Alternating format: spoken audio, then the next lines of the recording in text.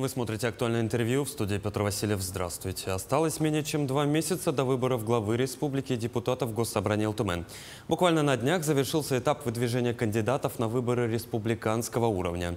Сегодня мы поговорим о ходе избирательной кампании. Гость студии Евгений Федоров, председатель Центральной избирательной комиссии республики. Евгений Николаевич, здравствуйте. Здравствуйте. Итак, завершился этап выдвижения кандидатов на выборы республиканского уровня. Каковы итоги? Да, так и есть. Буквально на днях мы завершили очень важный этап избирательной кампании.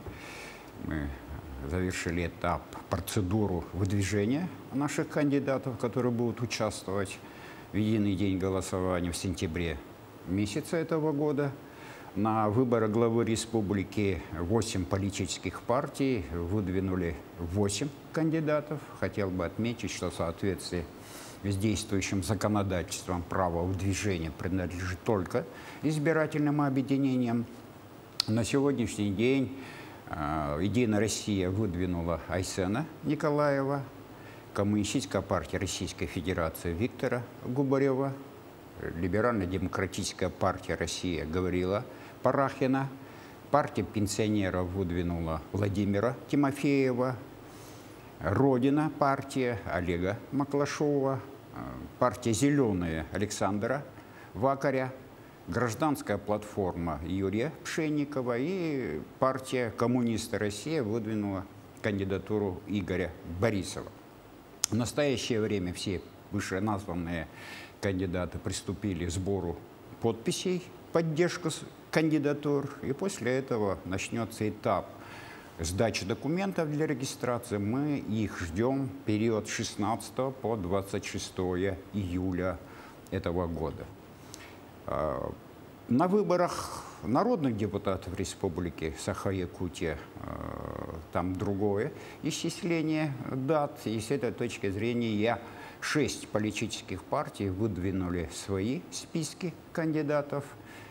411 человек – это такие партии, как «Единая Россия», Коммунистическая партия Российской Федерации, Либерально-демократическая партия России, «Справедливая Россия», «Патриоты за правду», «Новые люди», и 6-й партией является партия «Родина».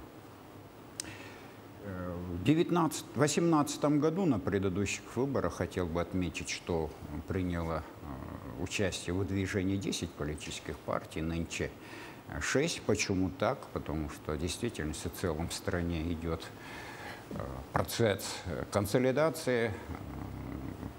Те или иные политические партии уменьшаются, ликвидируются, сокращаются, объединяются. И с этой точки зрения, безусловно, и наш регион, Республика Саха-Якутия, не оказалась вне данного процесса. Если 5 лет назад наша республика была зарегистрирована 32 региональных отделения партий из 90 действующих в Российской Федерации, то сегодня из 27 политических партий, действующих на территории Российской Федерации, имеющих право участвовать в выборах, у нас в республике действует 20 политических партий. С этой точки зрения по одномандатным избирательным округам на выборах депутатов республики выдвинуто 172 представителя политических партий. На этот раз уже 9 политических партий. К 6 вышеперечисленным необходимо отметить такие партии, как «Гражданская платформа», «Партия Дело» и «Яблоко». Также выдвинуто 9 человек, подали заявление о своем самовыдвижении, участии в наших выборах. Таким образом, мы, в принципе, имеем вот такое достаточно большое количество наших кандидатов на предстоящих выборах.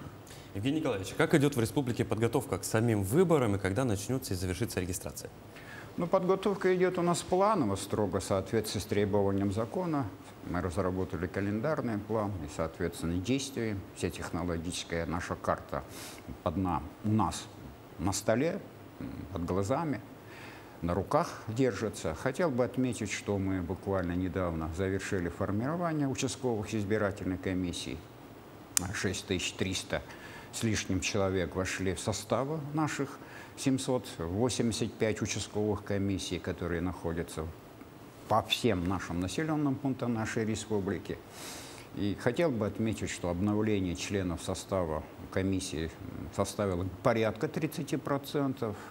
Вошли наиболее авторитетные, честные, порядочные, пользующиеся авторитетом, уважением среди жителей, избирателей люди. Представители 10 политических партий вошли в состав наших участковых избирательных комиссий. Они буквально сегодня проходят большой цикл обучения, мы такой очень серьезную процедуру проводим, и буквально готовы к своей работе, приступят в августе месяце за 30 дней до начала своей работы. Но и окружные избирательные комиссии, мы формировали 17 окружных избирательных комиссий по выборам народных депутатов, по количеству одномандатников избирательных округов, и плюс 18 нашим территориальным комиссиям дали полномочия окружных комиссий. То есть большой отряд, порядка 7 тысяч человек, вовлечены в подготовку и организацию данных выборов. Евгений Николаевич, в прошлые выборы существенно уточнили списки избирателей. И вот как вы избирателю в этом году уточнить, есть ли он в списке? Ну, эта работа у нас повседневная, круглогодичная. У нас создан большая рабочая группа, куда входят все представители заинтересованных сторон.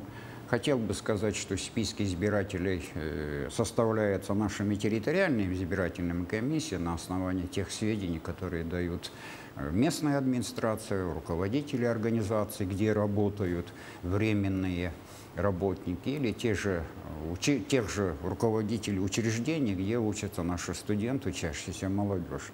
Основанием для включения является, безусловно, факт нахождения моего жилья на территории того избирательного округа или факт нахождения избирателя в тот период, когда проходят выборы местности, где он работает. Таким образом, я имею в виду те же вахтовые поселки, те же объекты социальной сферы, где больницы, санатории, значит, наши, в которых находятся вот наши инвалиды, те же престарелые.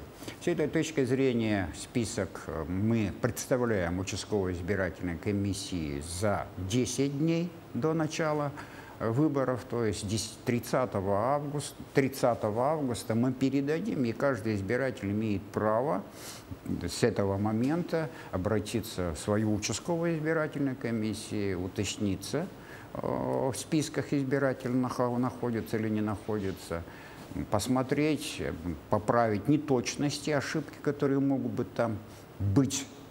Безусловно, и мы, соответственно, в соответствии с требованием закона будем менять те изменения, уточнять или отказывать в тех или иных подходах. Поэтому вот эта работа очень серьезная, очень большая. Я хотел бы отметить, что по состоянию на 1 июля этого года у нас зафиксировано 641 592 избирателя на территории нашей республики.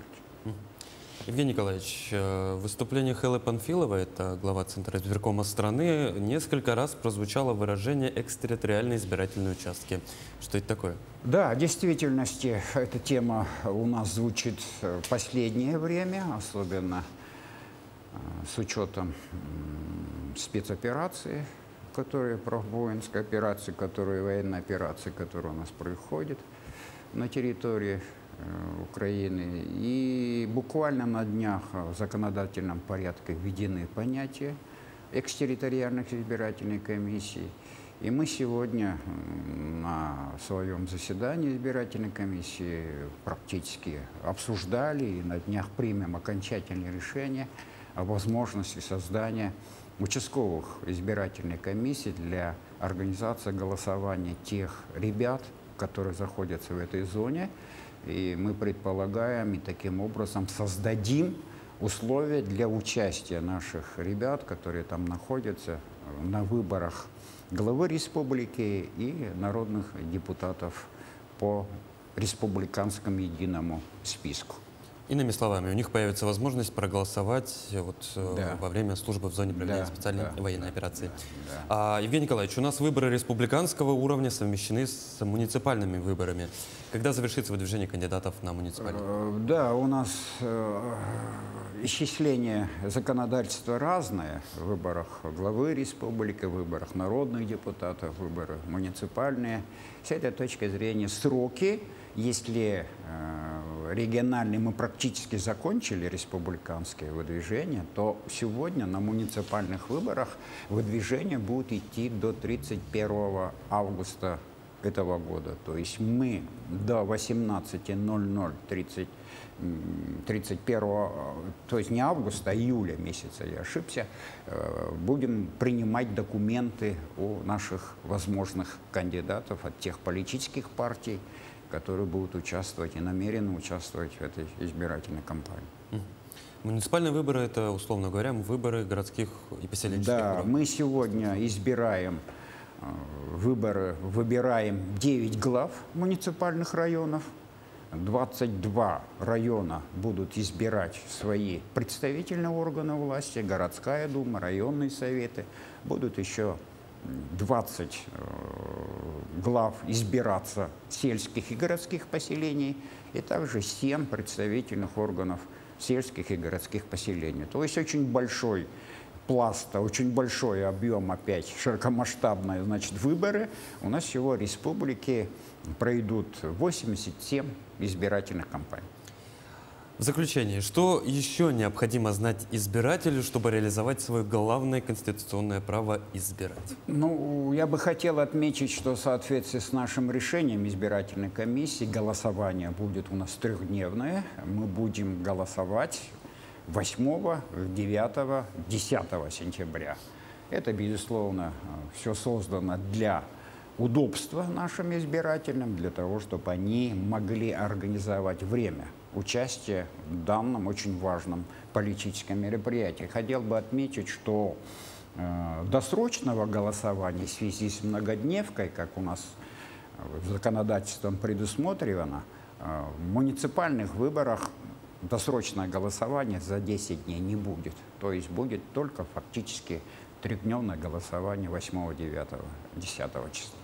Причем, если я не ошибаюсь, 8, 9, 10 в сентябре, это, по-моему, пятница и выходные. Да, пятница, суббота, воскресенье очень удобно. Последнее время мы в действительности с 2020 года, последние 3 года широко практиковали. В 2020 году такого многодневка была, в 2021 году. Ну и, соответственно, мы долго думали, обсуждали, советовались и приняли решение буквально в начале июня месяца. После назначения 8 числа, после старта избирательной кампании, приняли 16 числа решение о проведении многодневки. Ну, потому что она удобна в первую очередь для избирателей. Безусловно. Евгений Николаевич, ну, я уверен, что нас с вами ждут еще 2 очень интересных, горячих, так скажем, месяца. Спасибо, что пришли к нам в студию, ответили на наши вопросы. Спасибо большое.